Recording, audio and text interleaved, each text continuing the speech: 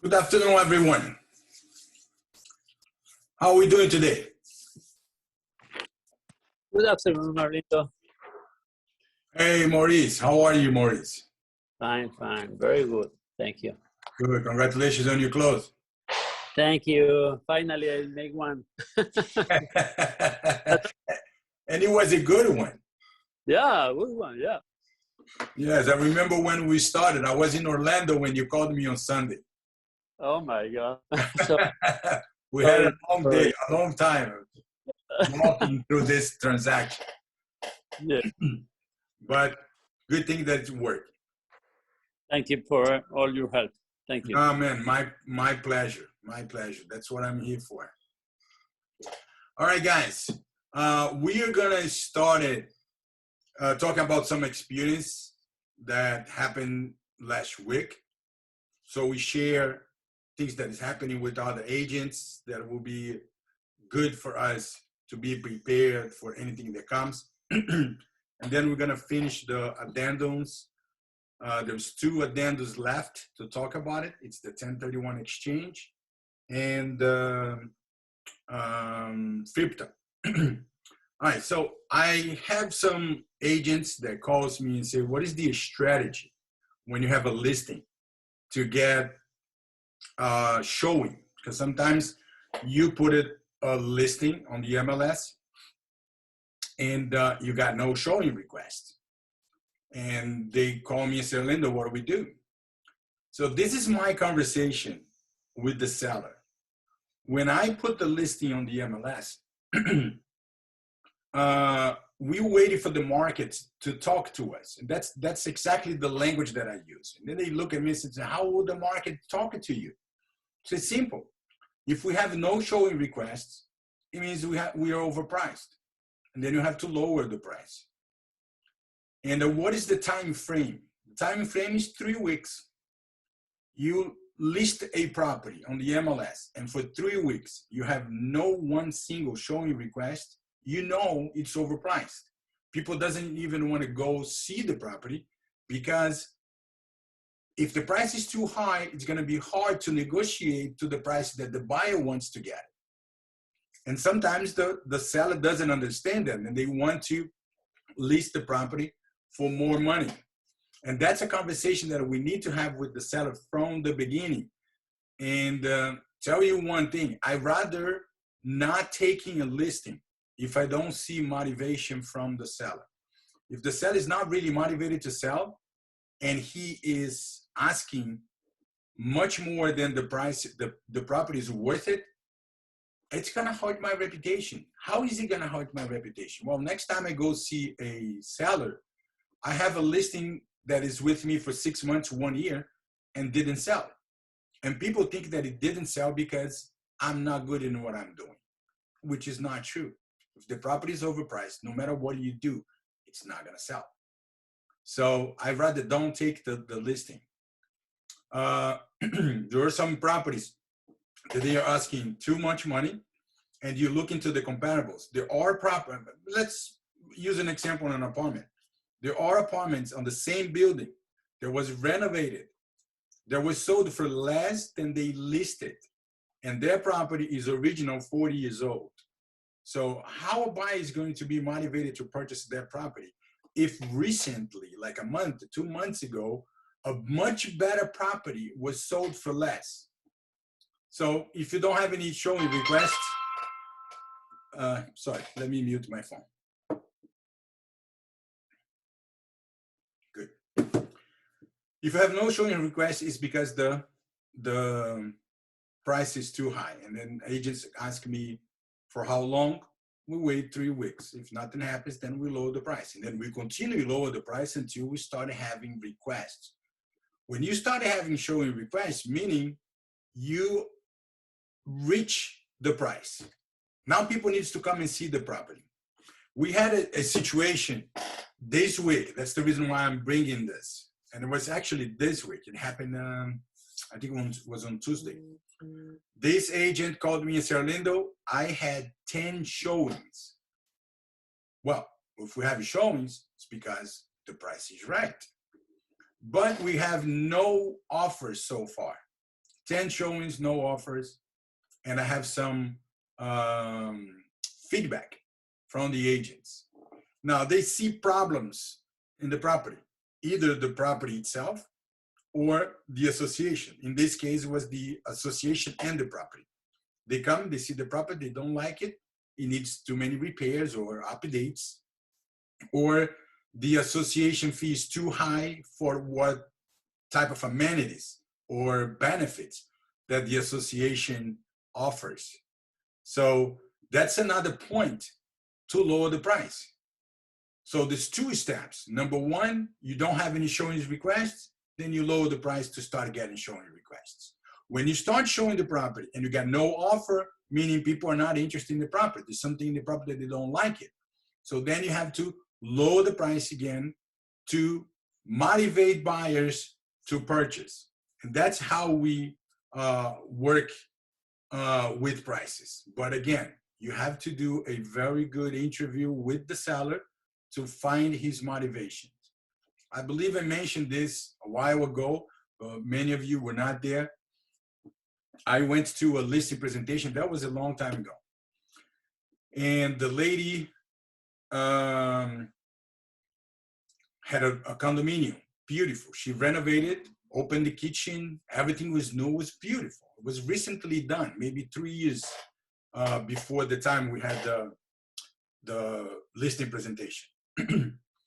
And her idea of pricing was very high. It was very high. It was about 20% higher than the last sell. And 20%, it's too much. You know, people are trying to get very hard 10% discount on the listing price, which is, you guys know, it's not very easy to get 10% discount. And she was 20% above the market value.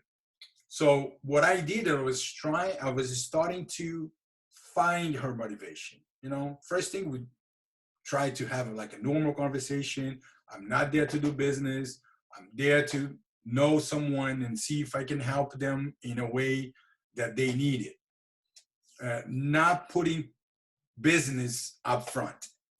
So we had a conversation, and then I was starting, why do you want to sell it? So beautiful house, so beautiful apartment. You did a great job here. So why do you want to sell?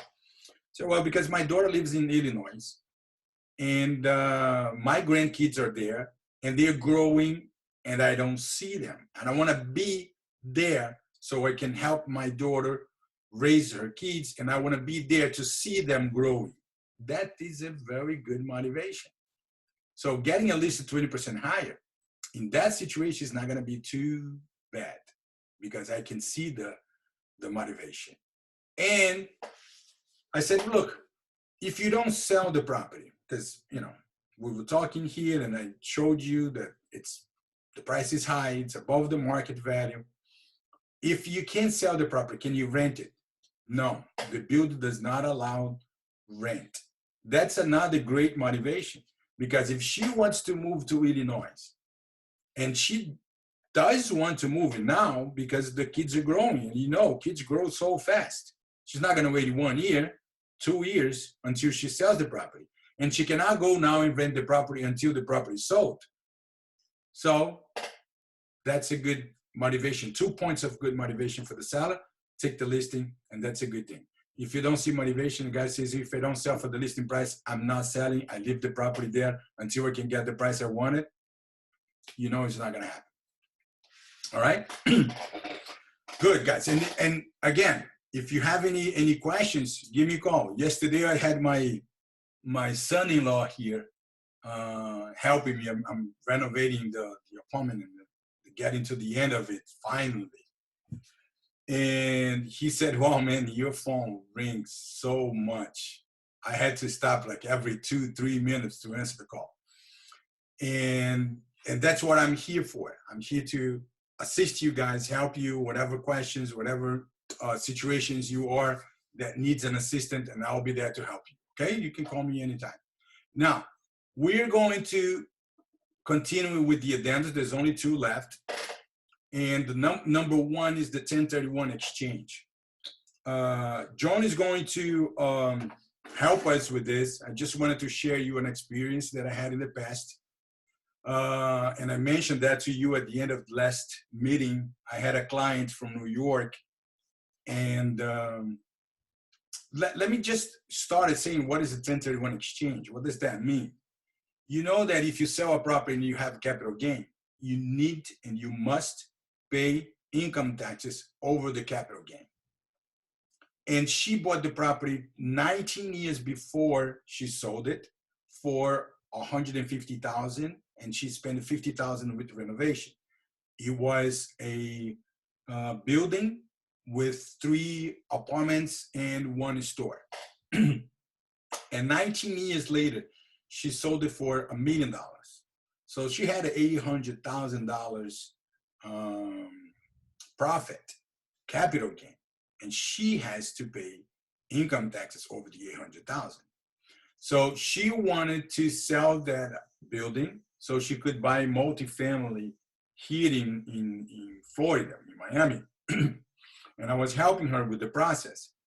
So the 1031 exchange gives you the advantage of transfer your money, the money that you get from the house you sold, and put it on the other property, like you're transferring your capital gain to another property, and you avoid to pay taxes.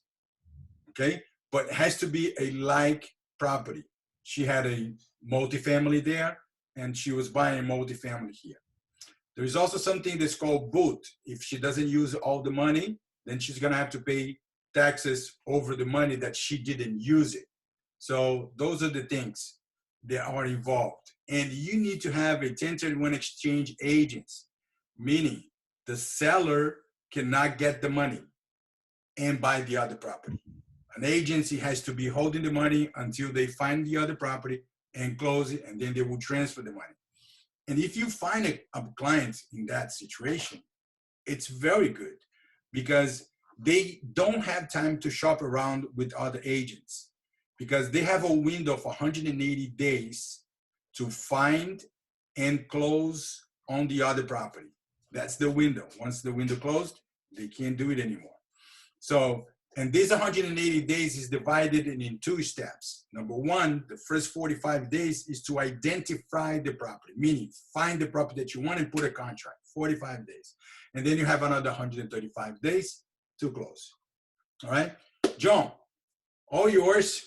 Please continue with the 1031 exchange, and you can go ahead and start with the FIRPTA. I'm going to transfer the screen to you. And by the way, thank you, John, for being here with us. Yeah, sure. You actually did a pretty good summation at the beginning. I'm just going to add to that and just give a general overview of it. It's a little bit involved, but we're going to simplify it here. So the 1031 exchange basically comes from the Internal Revenue Code, section 1031. So that's basically where the name comes from. It's a tool, and it's an excellent tool for investors only.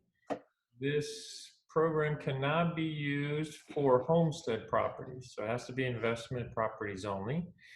And it's basically a tax deferral program where the seller can use, as Arlinda mentioned, all of the proceeds from a sale to purchase another property and not pay any capital gains tax. So why is that important?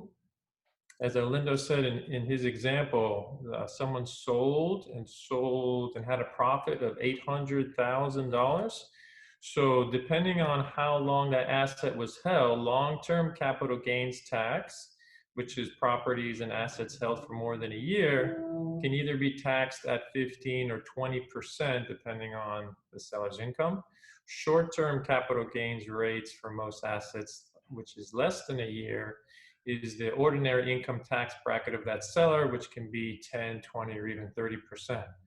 So in Arlindo's example, that profit of 800,000, let's just multiply that by 20%, that's $160,000 that the seller would have to pay to the government and not have that money be able to use to purchase something else. So that's why this is a very good program to consider. And I want to mention that it's, as I mentioned, it's a tax deferral. So at some point in time, You can continue doing the 1031 exchanges in the future. You can do one and keep deferring the tax. But at some point when you stop doing the 1031 exchange, then the tax is due. So this isn't a tax exemption program. It's just a tax deferral program.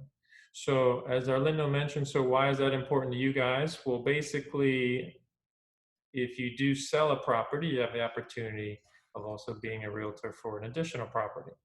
So one thing you should do is when you're representing a seller is ask them in your intake interview is this an investment property, number one, as we discussed, that's important. And if it is, what they're considering doing with the funds after they close. And if they say, oh, well, I'm thinking of investing in something else. Well, right there is where you should kick in the 1031 discussion and say, have you ever considered a 1031 exchange? Most likely the sellers will not know what that is. And I recommend you just telling them it's a tax deferral program where the proceeds of the sale can be used to purchase another property. If they're interested, then I don't recommend answering any more questions after that. Either refer them to us or have them speak to their accountant. So how does the process work? Well, it needs to be handled before the sale of their property. The exchange needs to be set up with a qualified intermediary, which is a 1031 exchange company. They're going to prepare all the exchange documents. And then step two is they sell their property, and all of the money from that sale goes to this third-party intermediary. That third party holds it until the seller finds another property. As Arlindo mentioned, the seller has 45 days to pick another property, to choose another property.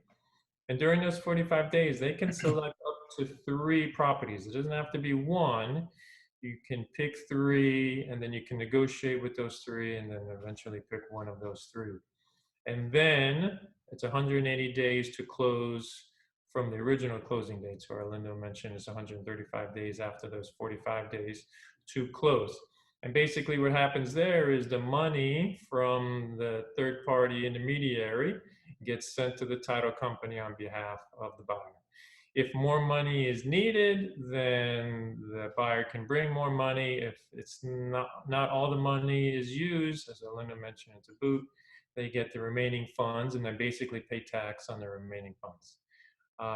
Types of property that can be used for this exchange is like-kind property, but that's defined very vaguely in the statute. So you can sell a vacant land and then purchase a residential property, or vice versa, or you can sell a commercial property and purchase a residential, or any of the combination of the 3. So the types of property that can be used are not limited, so that's also good. Reverse 1031 exchanges are available where the sale hasn't happened yet, but the buying needs to be done in a certain time. Maybe there's a reason. So a reverse 1031 exchange can be done. It's a little bit more involved. It costs a little bit more, but it is possible. So basically, it's an excellent investment strategy for investors. And it has to be only U.S. real estate. Obviously, you can't sell something overseas or in Canada and take a benefit of the 1031 exchanges, only for U.S. real estate. So any questions, Arlindo, do you want to add to that, or I can go on now to FIRPTA? No, you can go ahead. Okay. So let me pull up the FIRPTA flowchart. This is an excellent tool when people have questions about FIRPTA. Their screen.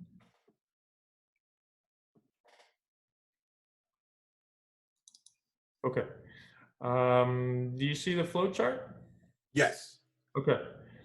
So FIRPTA is basically the Foreign Investment in Real Property Tax Act. So this kicks in whenever a seller is not a U.S. citizen or a U.S. resident. So when speaking with your seller, you have to ask them, are you a U.S. citizen or resident? So then depending on that question, If they are a US citizen or US resident, FIRPTA does not apply. If the answer is no, we are not US citizens or US residents, then the next important question actually is posed to the buyer. And the question is, does the buyer have definite plans to use the property as their residence? Now, what does that mean? A lot of people are asked, well, do they have to use it as their homestead? No, you'll see the little asterisk mark here. So that takes us to this section here where it says, the buyer or a member of their family must have definite plans to reside at the property for at least 50% of the number of days the property is used by any person during each of the first 2 12-month periods following the date of transfer. Yeah, so it's a lot of wording right there, but basically they're saying that you have to use it more than you rent it as a buyer. And if the buyer plans on not renting it, then there's no issue. But if the buyer does plan on renting it, let's say they want to rent it for 2 months, then the buyer has to use it for at least 2 months. So if those are the issues, and so if the answer to that question is, does the buyer have definite plans to use the property as their residence? If the answer is no, they're going to rent it, they're not going to use it at all, it's just going to be used for rental, then we as a title company have to collect 15% of the purchase price. We have to hold that, and then the seller has to contact a FIRPTA accountant, and the accountant has to prepare the paperwork. And if they do that paperwork before the closing, we can hold it in our escrow account. If the accountant does not have time to prepare or wasn't set up properly, we have to send this money to the IRS, and then the accountant has to file the paperwork with the IRS and get the refund back from the IRS. So it's definitely important, if this answer is no, that the seller contact the FIRPTA accountant immediately before the closing.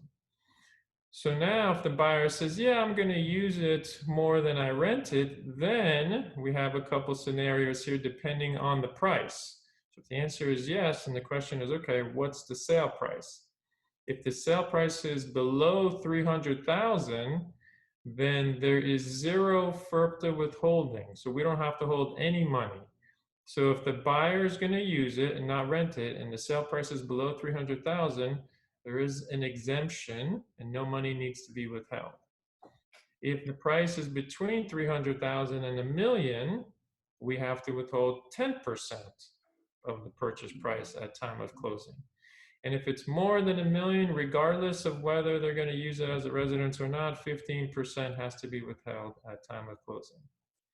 So I can provide this email and maybe send it to you, Orlando, and you can put it in the chat. But this is a very good way, if you do have a foreign seller, just send them this flow chart and it's pretty self-explanatory. If they need any additional answers, they can always contact me and my information is there. So thanks for your time. John. Yep. I'm gonna take the chance and share some information that happened to one of our agents. The seller was requesting the buyer to say that he was going to use it as a primary residence, just to avoid that FIRPTA. And the agent called me and asked me, what do I do? I said, no, you don't ask the buyer. And the buyer was already very skeptical about signing a document that says that he was going to use the property as a primary residence when he was not. It was going to be his secondary home. And this is a very important thing. You know, sometimes we want so badly to get a deal done and we try to cut corners. That was not the case for this agent, right? I want to make that very clear. That was not the case. She was just, you know, skeptical about the fact that the agent was requesting on behalf of the seller that the buyer signs a document saying that he was going to use the property as his primary residence. In a case like this, you don't even get involved. No, the buyer is not going to use it as a primary residence, and the buyer is not going to sign that type of document. Have you seen something like this, John? I do get asked that question, and basically what the seller is asking the buyer to do is to conspire to commit tax evasion. This is a tax that's due to the IRS and to the government. And what the buyer has to do, if the buyer says, okay, I'm going to use this as our residence, we are required to have the buyer sign an affidavit stating to this fact. So they're swearing under oath that they're complying with the law. And so now if the government or the IRS ever finds out that, hey, this property is listed for a year, now the buyer is going to be responsible for this seller's tax. So don't definitely don't ever ask your buyer to sign or to swear to something that's not true. You can have them make up their own decision, but never coerce them to do anything like that. Now, this is the intent at the time of closing. So if they intend to use it and not rent it at the time of closing, that's fine. And then later on, let's say 6 months later or a year later, they think, oh, okay, maybe we should rent it while we're not here. This is a second home. Let's consider renting it. Now, by that time, okay, it's okay because it's passed. At the time of closing, the intent was to use it. So there's no issue if circumstances change later on. But at the time of closing, the intent must be to use it. And if you don't use it and you rent it, it could be big problems for your buyer. And then, of course, the buyer is going to say, hey, well, my realtor told me to sign it. And then now you're engaged in also tax evasion. So definitely try and avoid that. Please. Yes, very good. And talking about changing the use, let's point out something that Lori could also make a comment on it. There is a clause in the mortgage that when we buy a house or any property that we finance, we sign a mortgage. And most of the time, buyer just sign and they don't even know what they signed. But the mortgage has so many clauses in it. And one of the clauses is called the escalator clause. The escalator clause, and that happens, you know, it happened. People knows that if you buy a property and it's an investment property, the interest rate is going to be higher than if you buy a property for your primary residence. If you buy a property as a primary residence, the interest rate is lower, and the investment property, the interest rate is higher. So buyers knows that. They will try to say that the property will be used as a primary residence. Of course, there are a few things that you need to explain to the bank why you have a primary residence and you buy another house, and that other one is going to be also known, it's going to be your primary residence. You know, there'll be something like the new house that you're buying is closer to your work, or it's a bigger house, or it's closer to the beach, something like that, that will help the lender to believe that that's going to become your primary residence. But in fact, you are just trying to get a lower interest rate. And if the bank finds out, they will exercise that clause on the mortgage. They will escalate the interest rate because you changed the property use. Lori, what could you add to this? I agree that there definitely is a little bit of a premium if a home is an investment property purchase.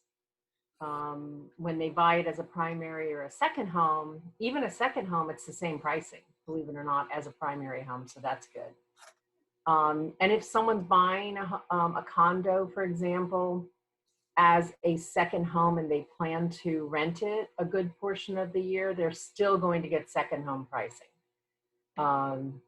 So that's good. I hope I answered your question. Are you familiar with that clause? I would have to, escalation clause, that I would have to actually look that up. I have not used that phrase. You mean after closing? Yes, after closing. Mm-hmm. When they sign the mortgage, there is an escalation clause on the mortgage that they signed that says that if they change the property use, then the lender will exercise that clause and will escalate the interest rates to an investment property. I have to tell you, I mean, I've always worked for really, really large companies, Citibank, Bank of America, now Loan Depot, second largest direct lender in the country. And I have never seen that actually Clause. be done. You never seen the clause? No, I've never seen that go into effect. So like the clause has never come up post-closing during my 20 plus years where someone came to me and because people, things happen, lose jobs or lose tenants or things happen. And there's so many mortgages done in the industry that there's no time to monitor something like that. But Yeah. have you experienced that? Well, once, if they find out, the clause is there for a reason. If they were not going to exercise their clause, they would eliminate that. The clause is there for a reason, and that's I've never heard of it being exercised, but if you're probably right that it has. I just have not experienced that. So just for us to know, of course, we're not going to go through that, but just to know that there are these clauses among many other clauses on the mortgage that we sign, and the buyer never aware of all those clauses. They just sit down on the closing table and they just sign papers. Right. Right? Good all point. Right. We are going to look into CMA. Some agents calls me and say, Orlando, how can I prepare a CMA? How do I get the right price on a property? And telling you the truth, there's a very, very easy way to do a CMA, but we have a range of discrepancy. If you go to NAR, RPR, you can do a CMA, but that's a system preparing the CMA. You need to do some adjustment on the comparables and on the subject property to adjust the CMA value. So the first thing I do when I'm trying to get the price to prepare a CMA is to go to the MLS and see what was sold in the last 6 months. Okay, I'm gonna show you, let me share my screen to you guys. And if you have any questions, feel free to interrupt me. Here we go, share. Let me bring this. All right, do you see my screen for the matrix? Anyone? Yes. All right, good. So let's say I'm taking a listing on one of the Winston Tower building, 210, 174.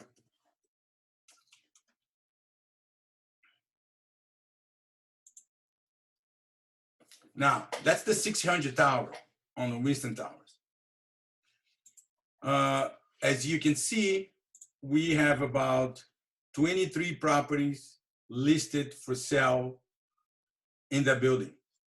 It's a very high number, by the way. Now, if I'm about to take a listing and it's a 2 bedrooms, I'm going to go back to criteria and I will put 2 bedrooms. I don't want to see anything with the 1 bedroom or 3 bedrooms. I just want to see the 2 bedrooms. Now, the first thing I see is the competition.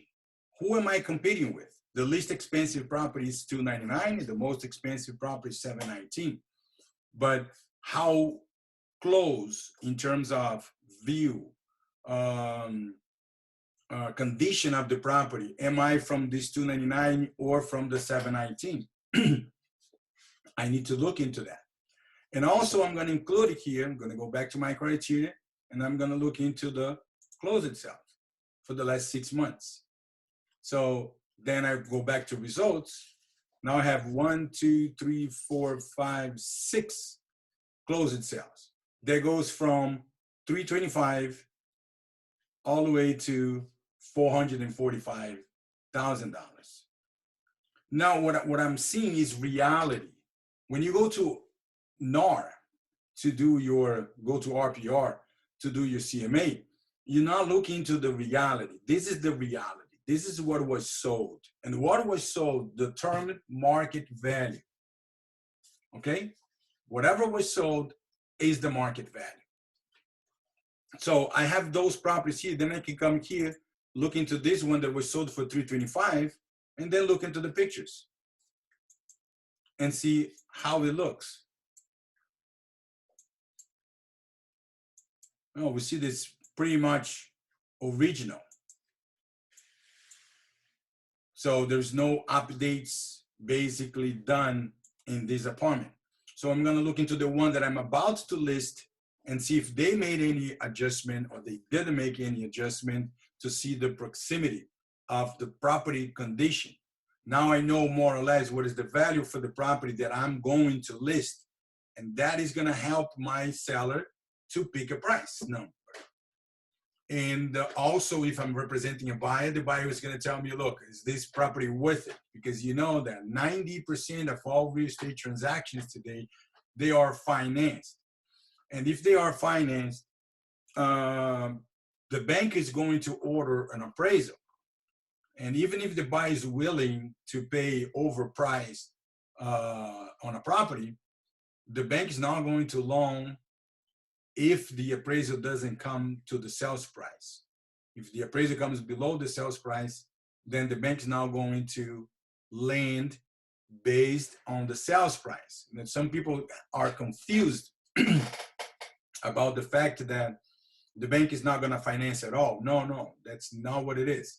If the buyer is willing to pay the seller the difference, let's say that the price was appraised for $300 and the purchase price is $325. There's a $25,000 above the appraisal value. If the buyers are willing to pay the $25,000, it's okay with the bank. And some people, they wanted to do this under the table. They call me and say, oh, we do under the table. We pay $25,000 under the table. No, you don't have to. Everybody can know that. The bank is just not going to finance based on $325. The bank is going to finance based on $300. The fact that the buyer is giving $20,000 above the market value is buyer's problem. Bank doesn't care. So nothing has to be hidden. You can put everything in document, and it's going to be shown on HUD that the purchase price is $325, that the buyer is giving $25,000 to the seller, and the bank is financing based on $300,000. That's what it is. And you can always go back to the seller and negotiate. Maybe we meet in the middle. Maybe the seller will reduce all the $25,000. Everything is based on negotiation. But this is the first step to get to the value of the property. It's knowing reality. What is going on in that building? What was the last property sold? Okay? Now, once we do that, we can go to RPR and do a CMA on the RPR and prepare a report, which looks very professional. Let me show you this. If you don't know, it's NAR RPR.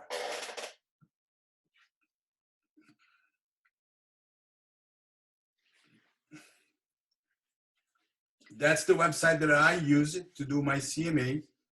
And it's very simple. You just put the address here.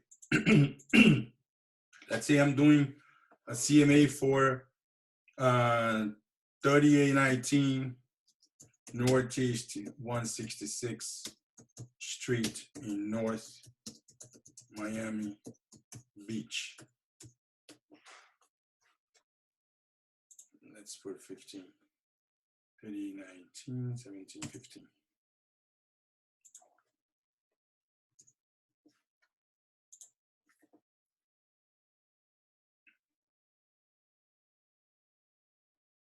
You just put the location and you click on search.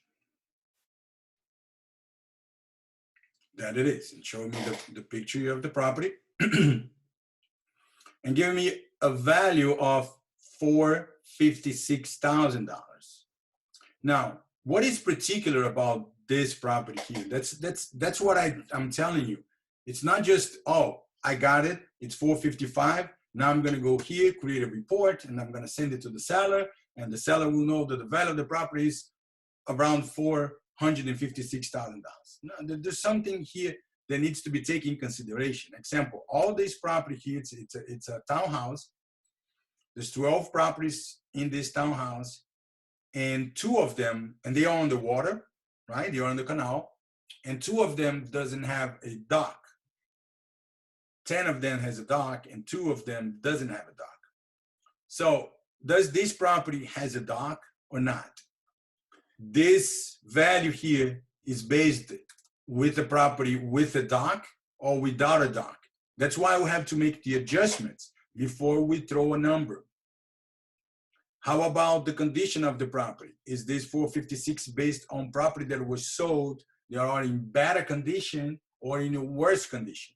So that's why you need to look into the properties that were sold before and compare with the subject property and see if you need to make an adjustment either for more or for less before you prepare your report. Not everybody uses RPR to do their CMAs. I've been in different listing presentations, and believe it or not, in almost all of them, the seller told me, you are more professional than anybody else. Nobody brought me something like this, a report in a cover, plastic cover. People brought me a piece of paper, made it on Word, just with the text and numbers.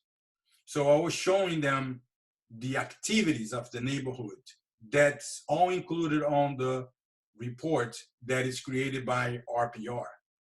Okay, that will put you in a better position than your competition, and that's what you need. The first thing we need to do when you go to a listing presentation is to gain the seller's trust. And the only way is to be professional and show your knowledge. When you show that you have the knowledge, that you know what you're doing, then you gain the trust, and you have a great possibility of win the competition among other agents and get the listing for yourself. That's the idea. Okay, so once you have this and you make all the adjustments, I'm going to make one presentation for you guys maybe next week to show you how you refine values. Okay, today I'm just going to show you a basic part so you can start using. If you guys don't know this yet, now you know. You will be able to look into this and start doing your CMAs. But I'm going to go into more details next week because we are not going to have enough time to cover everything. I'm just going to cover the RPR, how do you find the property. Now you get the value of the property. Let me click here on 456 and see what shows. Now, this is a range, okay? The house could be between 396 and 515, which makes the 456 an average number. Why 396 and why 515? Because the system get all the houses sold. They got one house that was sold for 396 and the highest was for 515, but they don't know the condition of your subject property, so then they make an average, which means that it could be less than 456 all the way to 396, or could be more than 456 all the way to 515, depends on the condition of your subject property. Okay, so that's what this range means. And you can print this page here and showing all the property that they use it. The recently sold, it shows one here for 475, but it's in a different place. It's not on the same complex, but it's inside Eastern Shores. This is 167th Street, and the subject property is on 166th Street. Okay, and those are the off-market property that you use to calculate the same thing, the average number. So after you look into this and you refine your value, then you can come and create a report. I use the seller reports. But if you look into here, the seller reports has too many pages. I believe it's 80 something pages. Yes, 81 pages. It's a lot. I was looking for this yesterday, but I couldn't find it. Which is what do I really selected here? But you can figure it out. Like property value, listing price, estimated value, comp analysis results, home facts. I don't need home facts. Extended home facts. I don't need. Property photos. Yes, I want it. Historical photos. No. Property history. I don't need it. So this will reduce the amount of pages that you're going to print and take to your seller.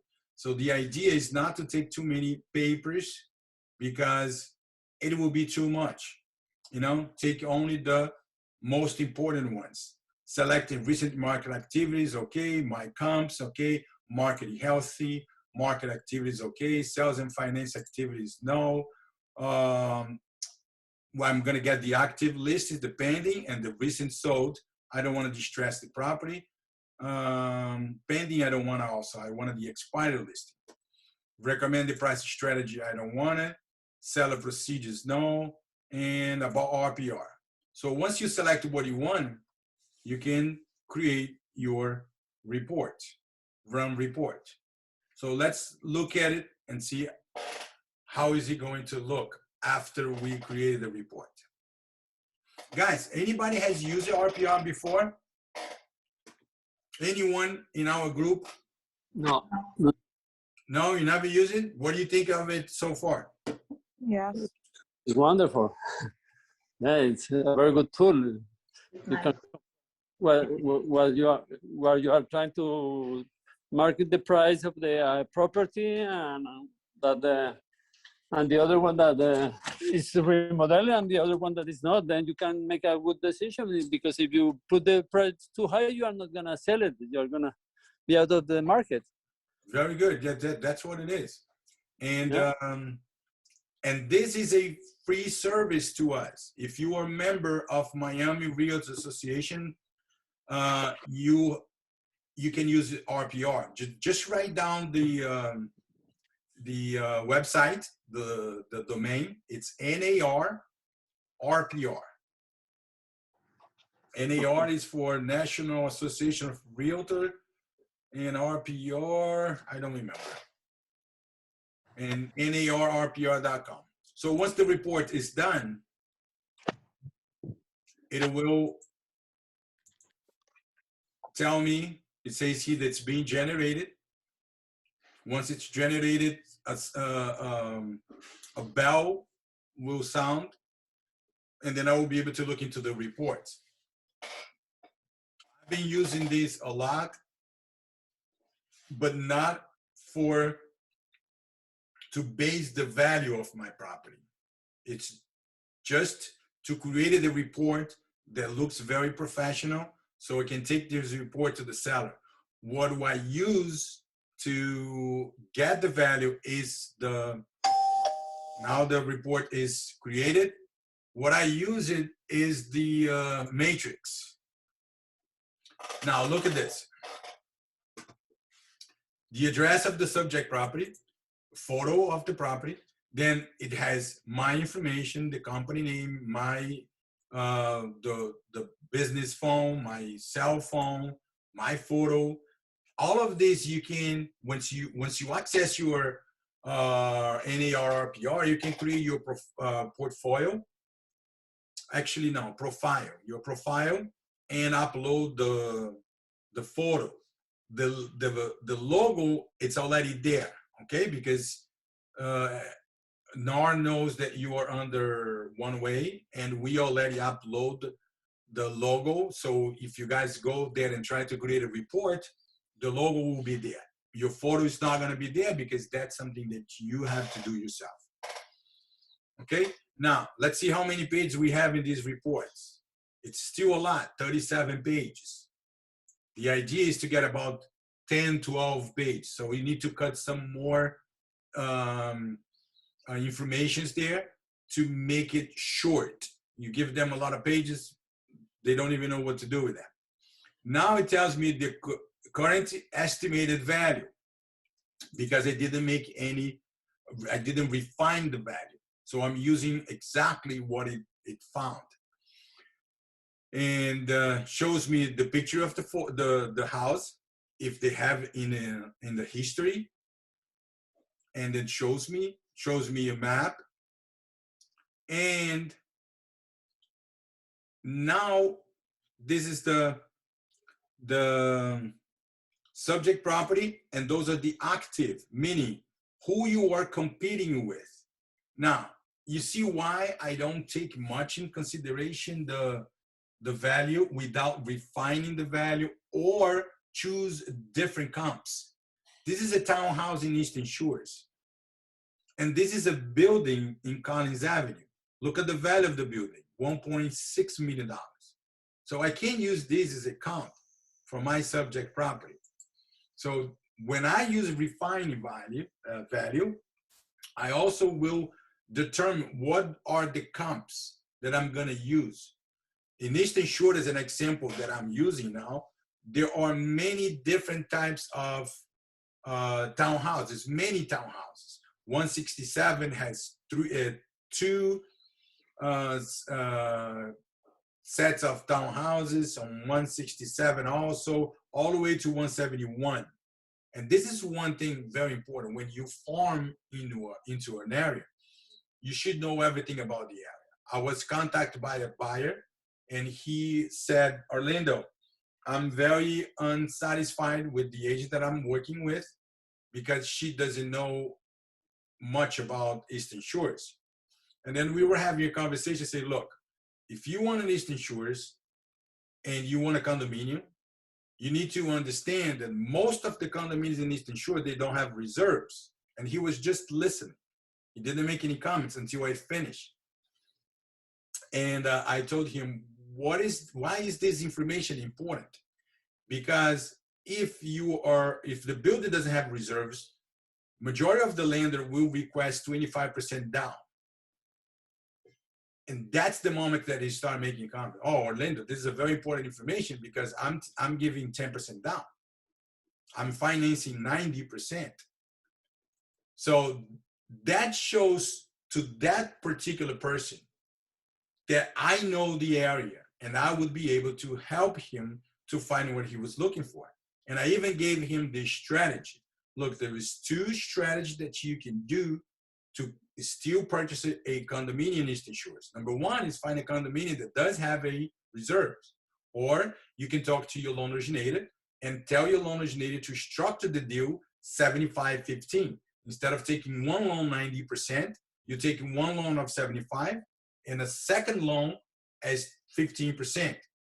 That also helps with the reserves, because the lender who is financing 75%, it's not going to care about the fact that the condominium does or doesn't have reserves. So those are the information that we need to know. We need to learn about a farm, learn about loans, lenders, requirements. So you will be able to answer the question to your buyers, and also to gain their trust. Because with that single information, he's not going to go anywhere. He's going to stay right here. And that's what we want. We wanted to gain their trust, because they're not going to sign the buyer's brokerage agreement, which tie them to us. So the only way that they will be tied to us, it will be if you can gain their trust that they are not going to go anywhere. Okay? So the first one here shows the active. And then you see there's a bunch of information of each one individually, so you can see what is the criteria, what is the information about the property, how many bedrooms. Now, if you look down here, now show closed deals. So those are market value, but it's still, look, my subject property, 456, but we have one comp here for $3.3 million. So that's not a comp from my subject property. It's 800, 303. So that's why I refine. But again, if you want to do something simple, fast, and you believe that number is very close to the market value, you don't need to refine the value. Just create the report, print the report, put it on a nice folder. You know, Office Depot, they do sell like a plastic folder that you put them inside, and there's something that will keep them together. That will look very professional. And you understand before you go to the listing presentation, you go over all the pages and understand what is in there, so you can sit down with them and explain all the information that you are handing to him. Okay? On the next meeting, I'm going to go into some more details about refining and choose your comps yourself to make it like more realistic. Okay? So reviewing, first thing I do when I try to get the market value is going over the reality through MLS. The MLS is going to show me the active, the closed sales, and I also get the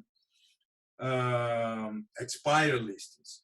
Those are the three important information. The active, I use active because it shows the competition. Who are you competing with? Once we know that when we get into a competition, we want to win. If there is an apartment for sale for 700 and your seller wants to sell for 900, he's not going to sell it. He's competing with someone with a better price. And I will give you some principles. Remind me if I forgot. There's two principles that I use every time that I go to a listing presentation. Number one is principle of substitution. If you can write it down to remind me next week. And second one is principle of contribution. These two principles in our industry, there's a lot of agents that don't know anything about it. They don't use it. And they are very important when you go to a listing presentation. To get to the right price is to use these two principles. Principle of substitution and principle of contribution. Okay? Second is the expired listing. We already know that if the house, if the listing expires because it didn't sell. And we know if it doesn't sell, it's because it's overpriced. So then we got all those prices to show them, look, this house was in the market for 6 months, 1 year, and didn't sell. And look how much he's trying to sell it for. And the second one is the sold, because sold is the market value. That's going to help us to set the value for the property before we take the listing. All right, guys, that's it for today. If you have any questions, you can ask me right now, or you can call me later, and we'll be ready for the next meeting next week. Thank you guys for being here today. Got any questions? Thank No. you. Thank you, Orlando. Thank you, Linda. Thank you, John. Thank you, everybody. Thanks, Arlindo. All right, Gracias, thank you guys. Thank you. Enjoy the rest of the week and have a great weekend. You too. Yeah. Thank you. Thank you.